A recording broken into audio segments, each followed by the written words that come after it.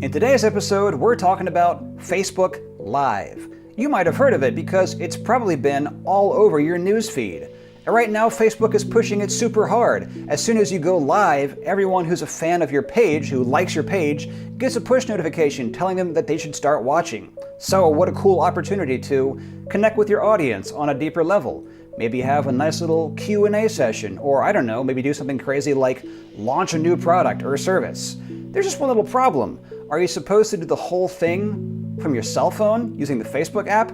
I mean, I guess you could do a whole half-hour QA session on your phone, but it would probably be kind of nauseating for your audience, and your arm would undoubtedly get pretty tired pretty quickly. So let's avoid all that, and let's set up a way where we can just sit down at our desk, hit one button to start streaming, and suddenly we are live in front of our audience and we look nice and professional. So what would it take to do that? First of all, we need a webcam. For today's setup, we're going to be using the Microsoft LifeCam Studio. It's about $64 on Amazon Prime. It looks pretty good. Probably a lot better than the webcam you have built into your laptop. We're also going to need some lights. Today we're going to be using the Neewer tabletop lighting kit for about $27. We're going to set them up right behind the monitor on your desk. And we're also going to need a microphone. I'm going to be using the Samson CO1U, $59. It plugs right into your computer with USB. You could also use something like the Blue Yeti. On top of those things, we're also going to need a little bit of diffusion fabric to make the lights a little more flattering on your face, and a little bit of CTO warm gel to make those lights match the lights in your office or studio. If that's necessary, it might not be. Total cost is going to be about $170. And finally, the magic ingredient, OBS Studio. It's a very powerful live streaming software, but it's not too hard to set up either. And it's also completely free. Although they would like it if you were to make a donation. So let's start setting all this stuff up. Alright, so here we are in OBS Studio. This is the main interface for OBS Studio with a brand new scene that we're going to set up to work with our webcam and microphone. Down here is a list of scenes. Right now we're just going to use the one scene because we don't need multiple. Over here in Sources, what we want to do is click the plus icon and go to Video Capture Device, because the first thing we're going to do is add our webcam. There we go. Microsoft LifeCam Studio. Oh, there I am. I look terrible. I'm going to get to that in just a second, because first we need to add our microphone. And the place to do that is over here in Settings. I'm going to go to Audio, and then this part right here, Mic Auxiliary Audio Device. We just need to worry about the first one, not these other two. I'm going to change this to our Samson CO1U Pro microphone. Obviously, both of those were already plugged into the computer before I started recording. So, I'm going to click OK, and now you can see this little bouncy level down here showing that you can actually hear this microphone, which is right here. So let's see. One thing about this microphone is that it comes in a little soft. So what I'm going to do is I'm going to go over here to, right, I'm going to click the gear icon. I'm going to go to Filters. I'm going to add a gain control. If you're listening to your live stream later on and you're like, wow, this is so soft, I can hardly hear anything, you might want to add this gain audio filter. I'm going to turn it up to about, I don't know, 15 decibels. And done. And now you can see it's much louder here in the VU meter. And now for the part about me looking terrible. As you can see, I have the two lights set up that I talked about earlier. The problem is they're very harsh, and not just on camera, but I'm going to go blind if I stare at these lights for the entire length of some Facebook Live Q&A session. So, I am going to go ahead and add some fabric diffusion. Yay. Which I also talked about earlier.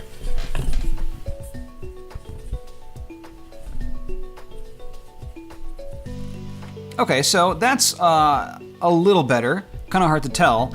I'm going to hop over here to this little program I use called Webcam Settings. It is $7 on the App Store. I have tried to find one for Windows and I can't, and I think that's because you actually have to use the drivers that come with your webcam. So in the case of the LifeCam, I'm pretty sure it actually comes with software that allows you to change the settings manually. But in this app, $7 in the App Store, it's called Webcam Settings. I'm gonna go ahead and change some settings here until it looks a little better. First of all, manual exposure. Gonna change that. Ooh, that's a little too much. There we go, that's not so bad. So now you can actually see my face, but as you can tell, the background is a little dark. My face is nice and bright. The background is also is almost invisible, and it's the wrong color temperature. These lights are very cool. The background behind me is very warm and not very bright right now. If you're in an office that has a bunch of windows, you probably can skip this step. But in my case, my studio is basically a dungeon with no natural light. So I'm gonna add one more thing, and that is a CTO gel on each light.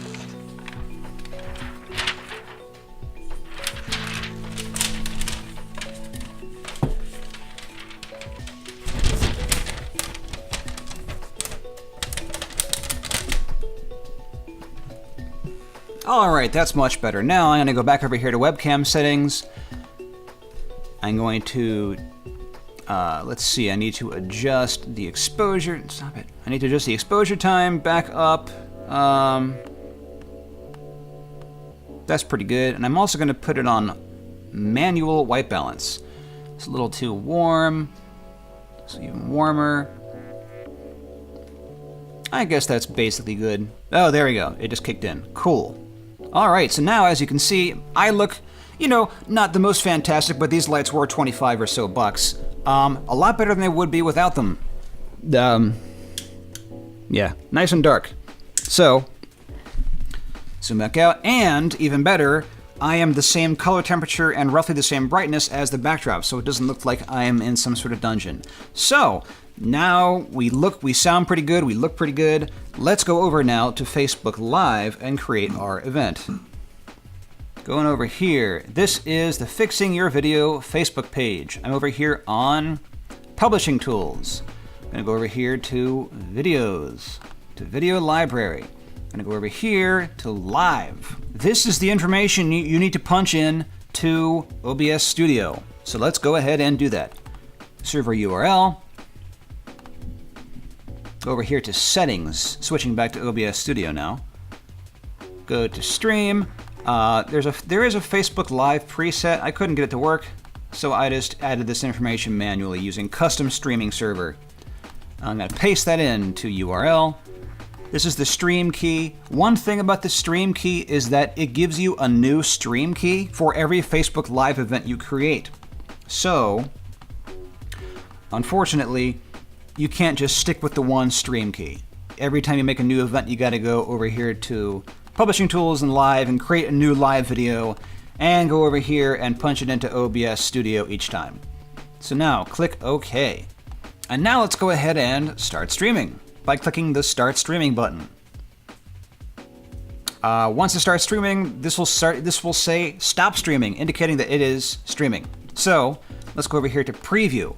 So when you start streaming, it's not actually going to go live on Facebook to all your fans just yet. You get a chance to preview it before you go live. Hey, look, there I am. One thing you're going to notice is that there is going to be about a 5 or 10 second delay. That is totally normal. Obviously, the delay is not as bad right here because this is the starting point. So let's give this a title. Check, test, 1, 2. Now, as soon as you hit the Go Live button, that is when it's going to send a push notification out to everyone who likes your page. Because Facebook is pushing this super hard right now, and they want everyone to know about Facebook Live and when somebody goes live. Because of that, I'm not going to do it right now. But the only remaining step between here and going live is clicking that Go Live button on the Facebook on the Facebook page. So there you go. Now you have a nice little setup where you can use to go live anytime you want and actually look kind of professional without having to hold the phone up in front of your face for a half hour. But maybe you're thinking, well, I already have a nice camera and frankly, it looks a lot better than that webcam. Is there any way I can just use that as part of my live stream? Or maybe you want to have a special guest on your show to have a nice little chat with them, but they live far away and there's no way they can make it live into the studio. Or maybe you have this big event coming up where you want anyone who can't make it to the event in person to be able to watch from the comfort of their own living rooms. I'm going to be talking about how to do all those things this month. And if you haven't already, click that big red subscribe button. That's all for now. Thanks for watching.